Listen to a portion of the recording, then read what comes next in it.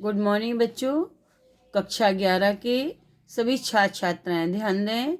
मैं आपकी विषय अध्यापिका श्रीमती मंजू गुप्ता आपको आपकी हिंदी पुस्तक का पहला काव्यखंड का पहला पाठ साखी पढ़ा रही हूँ, जिसके रचयिता संत कबीरदास हैं, जो भक्ति काल की निर्गुण भक्ति शाखा के ज्ञानाश्रय शाखा के सर्वोत्कृष्ट कवि हैं। प्रस्तुत साखी में ये दोहा छंद है। प्रस्तुत साखी में कबीर ने मोक्ष रूपी मोती का वर्णन किया है। किसका? मोक्ष रूपी मोती का वर्णन किया है। एक ही दोहा पढ़ाऊंगी, अर्थ ध्यान से सुनिएगा। इस दोहे का अर्थ कठिन है, दो प्रकार से अर्थ हैं इसके।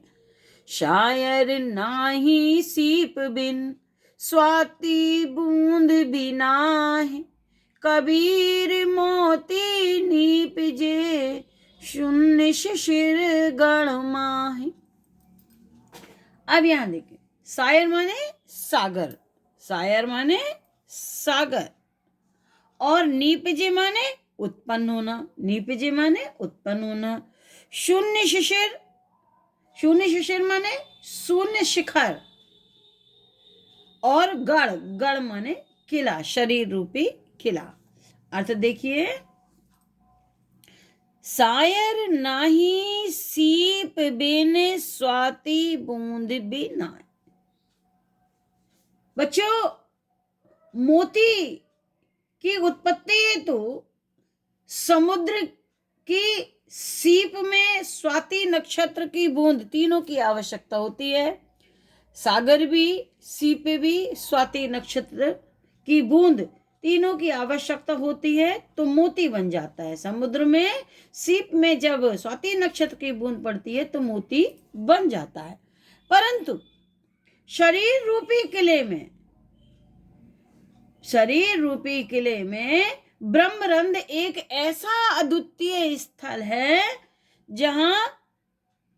वहां पर सागर, स्वाति नक्षत्र और सीप के अभाव में भी मोक्ष रूपी मोती की उत्पत्ति होती है। शायर नाही सीप बिन स्वाति बूंद भी नाहि, कबीर मोती नीपजे शून्य शिशिर गण माहि। कबीर कहते हैं, अर्थ लिखेंगे कि शरीर रूपी किले में सुषुम्ना नाड़ी के ऊपर ब्रह्मरंध्र में, अब सुषुम्ना नाड़ी क्या है प्रश्न हुआ। सुषुम्ना नाड़ी ब्रैकेट में लिख देंगे, प्रत्येक प्राणी के मेरुदंड के निचले भाग में एक नाड़ी सुषुप्तावस्था में पड़ी होती है। जब योगी योग साधना द्वारा उसको जागृत करता है तो वह ऊपर की ओर उठती है। वही उसी नाड़ी का वर्णन किया है कि शरीर रूपी किले में सुषुम्ना नाड़ी के ऊपर ब्रह्मरंध्र में न समुद्र है, न सीप है, और ना ही स्वाति नक्षत्र की बूंद है। कबीर मोती नीपजे, कबीर कहते हैं फिर भी वहां पर मोक्ष रूपी मोती की उत्पत्ति होती है। शून्य शिशिर गण माहि, शरीर रूपी किले में, पर यहां से जाएगा, यहां से शरीर रूपी किले में सुषुम्ना नाड़ी ऊपर स्थित ब्रह्मरंध्र में न समुद्र है, न सीप है, न स्वाति नक्षत्र की बूंदे, फिर भी कबीर कहते हैं कि वहां पर मोक्ष रूपी मोती उत्पन्न हो रहा है। अर्थात एक अद्भुत ज्योति के जीवात्मा को दर्शन हो रहे हैं। सामान्य रूप से स्वाति समुद्र की बूंद स्वाति नक्षत्र की में पड़ती है तो मोती बन जाता है, परंतु ब्रह्मरंध्र एक अद्वितीय स्थल है जहां पर समुद्र, स्वाति नक्षत्र की बूंद और सीप के अभाव में भी मोक्ष रूपी मोती की उत्पत्ति होती है। इस अंडरलाइन की आप व्याख्या करेंगे, कैसे करेंगे?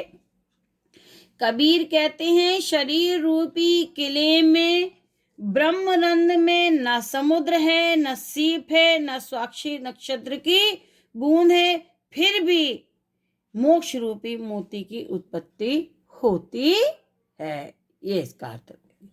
अब आज बच्चों एक ही अर्थ पढ़ा रहे हैं क्योंकि ये थोड़ा कठिन है। इसमें जो इसका देखो काव्य सौंदर्य भी कभी कभी बीच बीच में पूछ लिया जाता है। यहाँ पर गण शरीर है, मोती मोक्ष का प्रतीक है, हठयोग साधना है, हठयोग का वर्णन है, रहस्यवाद है, भाषा पंचमेल खिचड़ी है और रस शांत है, दोहा छंद है। अब कुछ प्रश्न हैं जो आपसे पूछ रहे हो वो इस प्रकार है।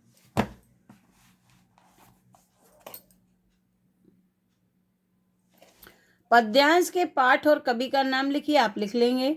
दूसरा, रेखांकित अंश की व्याख्या मैंने आपको समझा दी थी। कैसे लिखेंगे कि शरीर रूपी किले में सुषुम्ना नाड़ी के ऊपर स्थित ब्रह्मानंद में न समुद्र है, न सीप है, न स्वाति नक्षत्र की बूंद है, फिर भी मोक्ष रूपी मोती की उत्पत्ति हो रही है। अब तीसरा प्रश्न है, मोती निर्माण हेतु किन चीजों की आवश्यकता पड़ती है? मोती निर्माण हेतु समुद्र, स्वाति नक्षत्र की बूंद और सीप, तीनों की आवश्यकता होती है। जब समुद्र में पड़ी हुई सीप में स्वाति नक्षत्र की बूंद प्रवेश करती है तो मोती बन जाता है। चौथा प्रश्न है, इस दोहे में मोती किसका प्रतीक है? उत्तर लिख देंगे, इस दोहे में मोती मोक्ष का प्रतीक है। अब अंतिम प्रश्न है, बड़ा सरल सा है, इस काव्यांश में कौन सा छंद है? उत्तर लिखेंगे, इस काव्यांश में, इस साखी में दोहा छंद है। बच्चों एक ही एक दोहा पढ़ा रही, थोड़ा कठिन दोहा है, आगे कल पढ़ाऊंगी। Thank you.